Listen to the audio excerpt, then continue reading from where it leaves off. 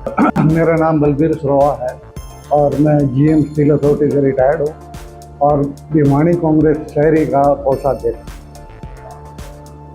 आज की जो प्रेस कॉन्फ्रेंस है, ये जो बीजेपी सरकार द्वारा भ्रम फैलाया जा रहा है कि महिला आरक्षण बिल का विरोध में जो है कांग्रेस ने, अपोजिशन पार्टियों ने इस बिल के विरोध में वोट किया है, तो उसके बारे में मैं बताना चाह रहा हूँ कि महिला आरक्षण बिल तो जो है सितंबर 2023 में ऑलरेडी पास हो चुका है और उस टाइम इन्होंने बहाना मारा था कि भाई ये 2029 में लागू होगा।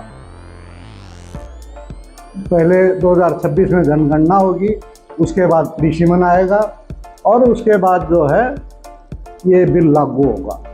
लेकिन इन्होंने अभी जो है 16 अप्रैल 2026 को ये नोटिफिकेशन दिया है। अचानक से नोटिफिकेशन करने में इनको 2.5 साल लग गए और वो जो है जनगणना की वो बात अभी वो चली गई। ये परिसीमन जो है 2011 के जो जनगणना के बेस पे इसको परिसीमन को लागू करना चाह रहे हैं। आप लोगों को सबको पता है कि भाई हमारा जो जनगणना है हर 10 साल में एक बार होनी चाहिए, तो 2011 लास्ट हुई थी, उसके बाद से 2021 में होनी थी। 2021 में कोरोना आ गया, तो उसके बाद कोरोना गए भी 4-5 साल हो गए, तो अभी देख लो 2026 आ गया, अभी तक जनगणना शुरू नहीं हुई है। तो जनगणना इनको पहले जनगणना करानी चाहिए, उसके बाद परिसीमन आना चाहिए, उसके बाद इनको जो है ये इमीडिएट जो है जो महिला आरक्षण बिल इमीडिएट लागू करना चाहिए। ओपोजिशन ने तो उस टाइम भी डिमांड की थी, भाई जो आप जो है महिला आरक्षण बिल आप आज से ही लागू करो ना, 543 सीटों पे करो। अभी ये परिसीमन का बोल रहे हैं कि भाई 850 सीटें हो जाएंगी।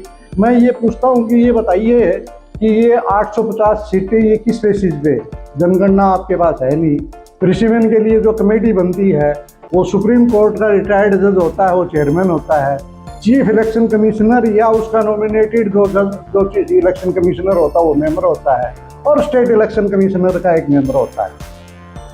तो ये जो कमेटी बनी नहीं, परिसीमन के किस बेसिस पे ला रहे, किस बेसिस पे? ऐसे में सरकार का कहना है कि प्रधानमंत्री ने कहा जो है राहुल गांधी या विपक्ष के द्वारा, तमाम विपक्ष के द्वारा महिलाओं का 50% हक छीनने का काम कांग्रेस पार्टी ने किया। आप ये बताइए कि महिलाओं का प्रधानमंत्री जी कह रहे हैं 50%, उन्होंने दिया 33% और जो 2023 में आया था वो इमीडिएट क्यों नहीं लागू किया? ये बताओ। 543 सीटों पे लागू होना चाहिए, इमीडिएट लागू करना चाहिए। वो 2029 की बात कर रहे हैं। भाई आप 2024 के इलेक्शन में क्यों नहीं लागू? 543 सीटों पे उसी टाइम लागू करना चाहिए था।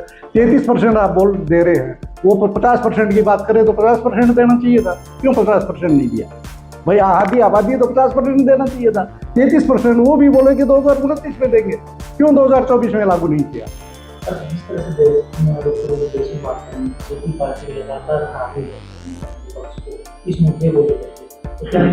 नहीं, बीजेपी जो भ्रम फैला रही है, बीजेपी जो है सिर्फ भ्रम फैला रही है और वाहवाही लूटना चाह रही सिर्फ कि महिला के ऊपर कि उनको जो है महिला की सहानुभूति चाहिए। महिला को वो आरक्षण देना नहीं चाहती, देना चाहती होती तो 2024 में दे देते।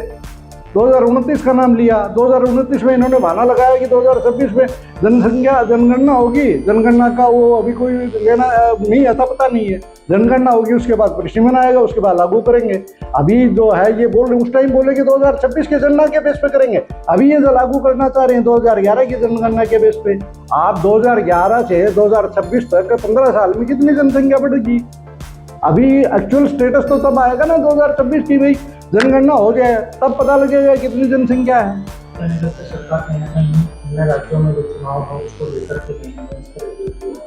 बिल्कुल, देखो ये राज्यों में जो इलेक्शन है इसमें सिर्फ ये जो है महिलाओं के प्रति ये दिखा के कि उनका वो खाली वोट लेना चाहती है, इनको वो महिलाओं से कोई मतलब नहीं है। अभी आपको पता होगा ये हमारा जो संघीय ढांचा है उसको भी डैमेज करने की कोशिश कर रहे हैं। ये 850 सीटें कैसे आई? जैसे नॉर्थ में जो है जो पॉपुलेशन ज़्यादा है, रेट ऑफ ग्रोथ जो है पॉपुलेशन की नॉर्थ में ज़्यादा है, साउथ में कम है, तो साउथ में कम सीटें आएंगी। इसलिए जो है साउथ में बीजेपी का है नहीं, बेस नहीं है, नॉर्थ में बेस है, इसलिए ये लाना चाह रहे थे 2011 की जनगणना के। राहुल गांधी ये भी कह रहे थे अगर तरीका है जो यात्रा करने विपक्ष को पूरी तरह से खत्म करने का गारंटी? बिल्कुल, ये संघीय ढांचा को खत्म करने का कोशिश कर रहे हैं। संविधान के ऊपर बहुत बड़ा हार्म है, बहुत बड़ा इसके ऊपर ये जो है उसको संविधान को भी खत्म करने की कोशिश है बीजेपी।